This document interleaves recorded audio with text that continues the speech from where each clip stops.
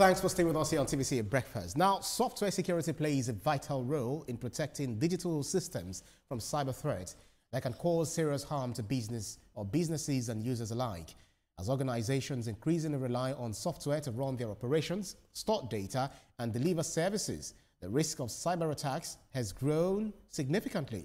By implementing security best practices such as regular updates, vulnerability testing, encryption, and access controls, organizations can maintain the reliability and availability of their software systems.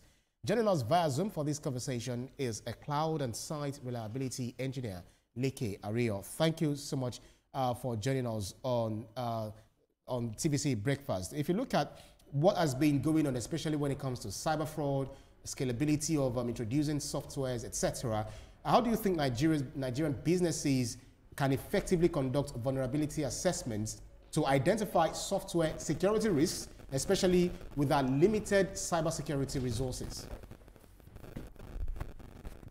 Thank you for having me.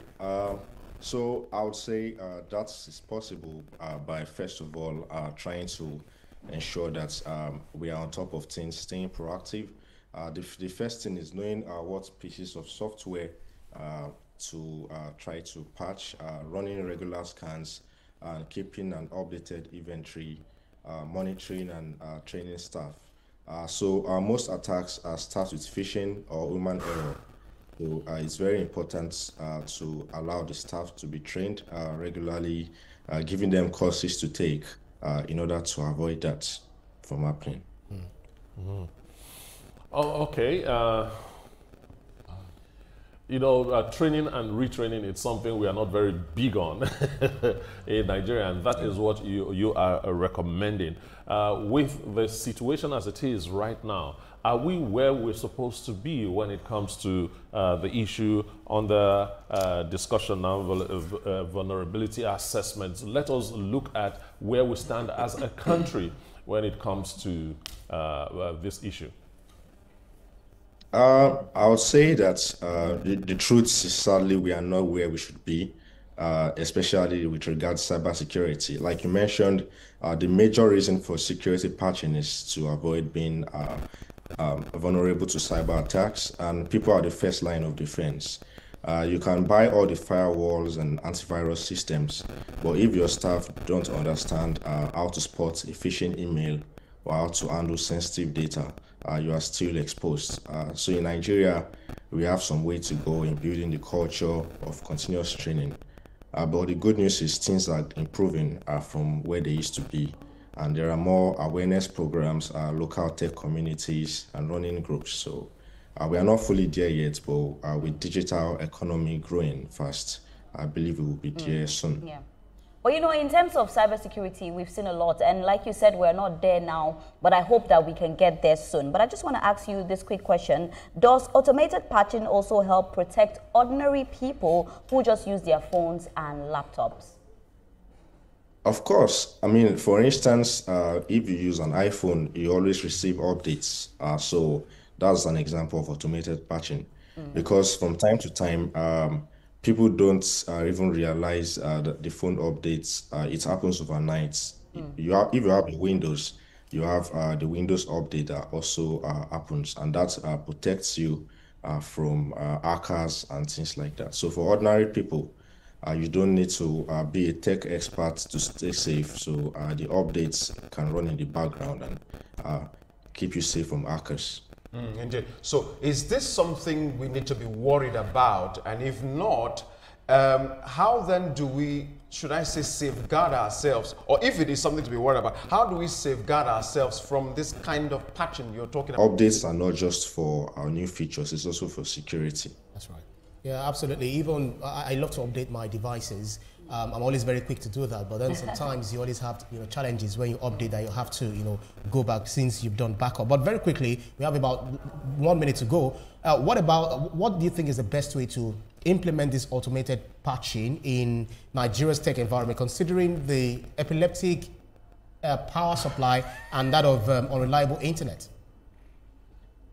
So the best thing is, first of all, ensure that you have the tools in place So we can go into more depth in this. There's a difference between cloud patching and on-prem patching.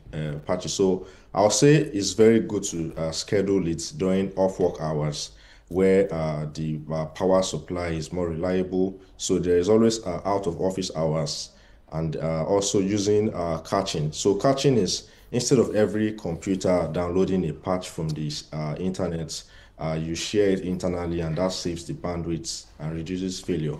And also having a lot of safety checks, that's very important, because for instance, if you have a power outage and you have safety checks, it resumes from where it was before. So it's very, and for individuals, I would say connect to Wi-Fi where possible, because I know power is unreliable in Nigeria. Oh, well, we keep having all these safety checks, updates, and things like that. New softwares coming up. I'm talking about businesses, especially banks, you know, and somehow they still get hacked, they still get subverted. Is there no end to this? Unfortunately, I don't think there would be end. I mean, it's a game that would keep going on and on. We just need to ensure we are on top of things, because technology keeps evolving. Attackers keep getting smarter and finding new ways. So for banks, patching is more like ensuring your vault is locked all the time. Changing your locks, that's very important.